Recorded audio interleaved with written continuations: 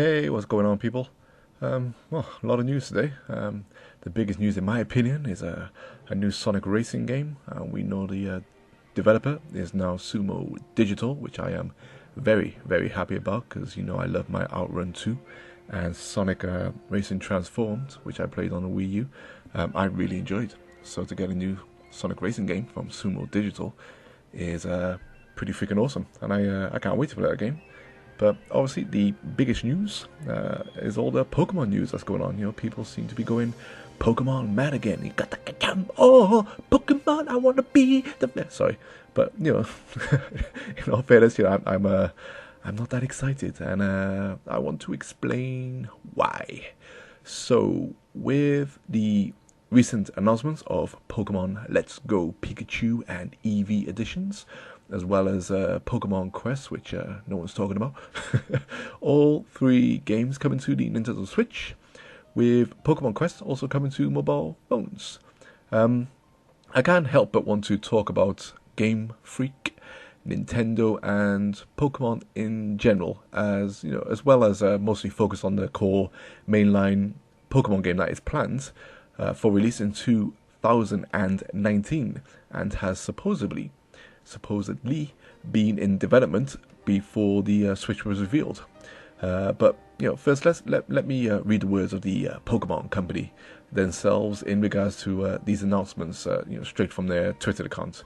And in quotations, with Pokemon Quest and Pokemon Let's Go, there are so many new ways to explore the world of Pokemon. Trainers can look forward to even more, with all new core series Pokemon RPG title in development for the second half of 2019.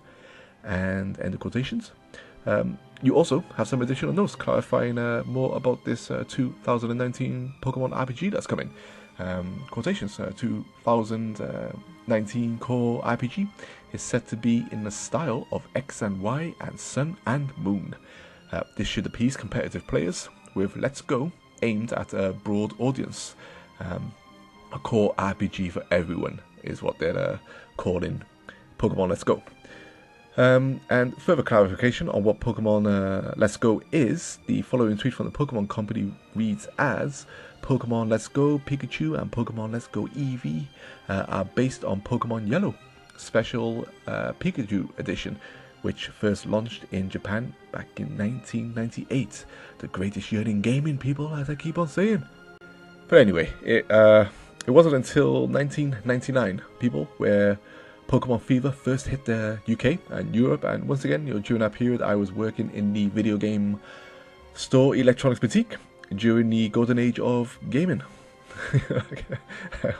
I need to do a video on the golden age, right?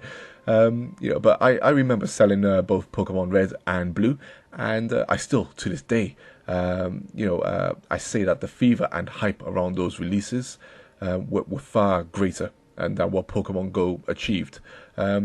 Mostly because news back then had to travel by word of mouth for the most part, and people had to, you know, physically get up out of their homes and run down to their local game shop if they wanted a copy, you know, of the new hot game from Nintendo, which was on the original Game Boy, which was, you know, still insanely popular back then, almost 10 years after they had released, you know. But this was in part due to the releases of the Game Boy Pocket and the Game Boy Color, you know. But still, an incredible achievement for that hardware line to last so long and then get a title like that at the end to push even more. You know, like everyone else at that time, I absolutely savaged Pokemon Red on the Game Boy, the version that I bought, and you know, was also well into the original anime series with Ash Ketchum and Pikachu, Misty, Brock, Team Rocket, etc.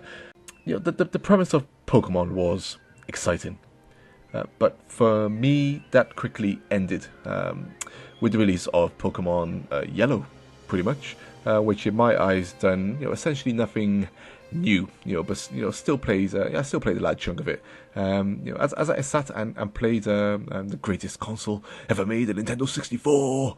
You know, deep down inside, everyone was waiting for Pokemon to appear on their home console, their new full 3D home console. Which after the releases of games like Mario 64 and Ocarina of Time and everything, the thought of having a 3D Pokemon Adventure was just overwhelming back then, and but as we know, that didn't come, and instead we got things like Pokemon Snap, which is still the best Pokemon spin-off. I feel it should have returned on the Wii U, which was the perfect hardware for that game.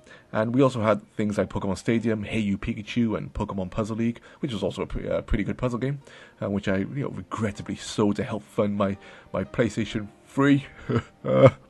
Idiot, worst console ever made. But but no mainline console Pokemon game ever came.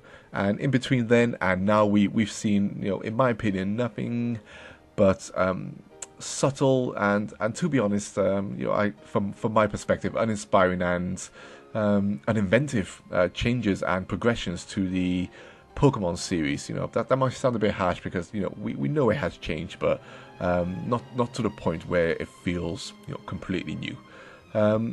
For me, Nintendo and Game Freak never gave me a reason, a really good reason to dive back into the greatness with what they started with.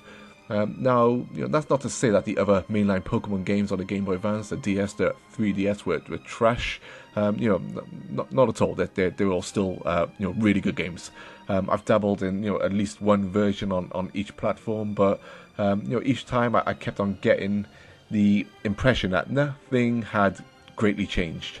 Some mechanics have been tweaked, some little new things have been introduced, but the core mechanics, the core execution of the series, in my eyes, has remained pretty much unchanged.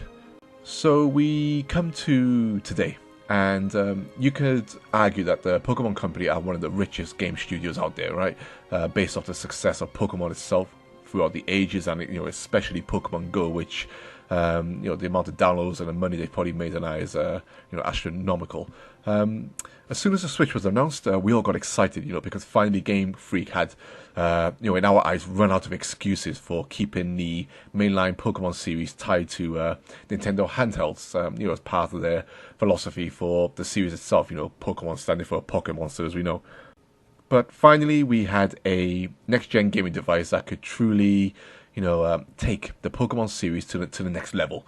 A device that would, really allow for Game Freak to do things that they simply couldn't do before, given the limitations of past Nintendo handhelds. Now, seeing the footage of, Let's Go Pikachu and Eevee, the first Pokemon game to come to the Nintendo Switch in the vein of what we were essentially hoping for, I can't help but feel slightly nervous, as well as look at Game Freak and the Pokemon Company as, once again, somewhat unambitious, money hungry, flapping Magikarps. In regards to HD updates, I mean, coming from Pokemon Yellow on the Game Boy to this, Let's Go Pikachu, the upgrades in that regard, it looks spectacular. But I still can't help but grumble. Why going back to this old thing now, why are there still two versions again of this game? Why does this two versions nonsense in my eyes still exist? Honestly, can't we just at the start of the new games now select a character and choose between Pikachu and Eevee in one title? I feel like the need to have the need to lock certain Pokemon behind another version of the game, is this something that still needs to be done for people to trade Pokemon? I personally think it's horseshit. I completely understood it back in the day. There was no real other way to exchange and trade stuff, and the idea and the novelty of it to get your friends to sit down, link their Game Boys together and stuff was a great idea, and it worked for back then. But now in today's world, surely there are infinitely better ways to do this without getting people to pay £40 or whatever these titles are going to cost now each to get the full experience. In my eyes now, it is just money grabbing, hungriness, the type of things that EA would do. In regards to getting the concept of getting mobile players over onto Nintendo home platforms, I can understand the need for these games. The mobile market is, as fickle as it comes, and pumping hard resources into a game designed to lure those people in could be viewed as a waste of money, because the chances of these people coming out of their mobile zones, is as slim as them putting their phone down and becoming full console gamers, converted by the greatness that is console gaming. It's just not gonna happen. So this crowd, they'll come in, they'll do the whole Wii thing where they'll buy the console, buy 1 or 2 games like Wii Sports and whatever, and then just disappeared again. So I can understand why this game looks as low budget as it does, and it really does look low budget. It's not a great looking game at all. But I'm not gonna lie, my faith in Game Freak producing a true next gen Pokemon, especially going off their comments about the game being similar to X and Y and Sun and Moon, for me is pretty much not non-existent, but my God, I got low expectations. Like, I'm not gonna lie, I can't, for some reason I would like to, but I can't see this company grabbing the reins and truly trying to push Pokemon into a new era which grabs the attention of lapsed players like me who want to get back into Pokemon but need that change to bring me back. I can't see them doing that, and I need something that truly excites and stimulates me, as well as existing core players, and also the series itself. Because I even feel that core Pokemon fans now are starting to get slightly tired by the year-on-year releases of a mainline Pokemon game. And it's not even a mainline Pokemon game. You get all the stuff in between as well, right? There's a lot of Pokemon going on. There's a lot in your face, and like I said, these changes are there, but they're not groundbreaking. They're not immensely new. It's just rolling over with a few new things. And in my mind, they have the money. Of course, they got the money. But I just don't think they'll use it, because up till now, you could argue that they have laughed their way to the bank on every single release, and the notion of creating a game that takes full advantage of what the Switch can offer, probably scares the crap out of them. And as they would not want to spend nowhere near the amount of money it would take to create a true next-gen Pokemon that they have, compared to what they have spent on the mainline series entries so far. Because let's be honest, people. Creating games for the Game Boy DS and 3DS, especially from companies like this, isn't exactly costing them an arm and a leg, and the profit return must be absolutely mental. Why spend 10 times the money on creating something modern when the fans continue to suck up everything they throw out? And many people's reactions to this Pokemon Let's Go reveal just proves this. I'm not hating on Pokemon. I want to be a Pokemon fan again. It was a long time ago, a very long time ago. I'm not gonna sit here and act like I know everything about Pokemon again, and I've really stuck with the series. But like I said, it's because I've become a lapsed Pokemon player, because every time they've shown something new, it hasn't been that evolution of what I would like to have seen. Now, understandably, you can blame the hardware, because they stuck with Nintendo's handhelds, and as we know, Nintendo's handhelds, for their times, weren't exactly pushing technological boundaries. But now we're here, and for their 2019 Pokemon RPG, I want to see magic. I really do, and we should demand magic, because this is should be a special Pokemon game, not your run-of-the-mill yearly rollover into just more of the same with some little extras or anything like that. This should be something special, So what would it take to get me back into Pokemon next year? With this mainline release, like I said, it's going to take something special. I don't want it to be another X and Y and Sun and Moon with a little bit extras. Because that in my mind, that tells me that they are just doing more of the same, not looking to take this series far beyond what the original brought in 1998. It tells me straight away that their ambitions are still locked to the mentality of what the 3DS brought. It tells me that Game Freak will be giving us the same Pokemon experiences that we've had before, and as a lapsed player, it's exactly this that pushed me away to begin with. What would I like a true next-gen Pokemon game to look like? A lot of people say, graphically it doesn't matter, but in my eyes, it's going to take that as well as game and mechanics changing and everything to really move this Pokemon forwards. How about making it look as beautiful as Ni no Kuni, which came out on the PS3, so the Switch can do it, and it. Anime-wise, that game looks stunning. The overworld looks stunning. The actual setup with the towns and the people, and perhaps even the battle system, could, even though the battle system from Ni no Kuni wasn't great, I'm just talking about the premise of such a dynamic battle system moving around and stuff. Where you had this gorgeous overworld and beautiful 3D towns that felt alive. I feel like this could be something that would, certainly just on visual appearance grab my attention and make me go, wow, this is the next gen Pokemon we've all been waiting for. First time on consoles, let's go, But yeah, I'm slightly nervous seeing this Let's Go Pikachu. Like I said, I understand what it is.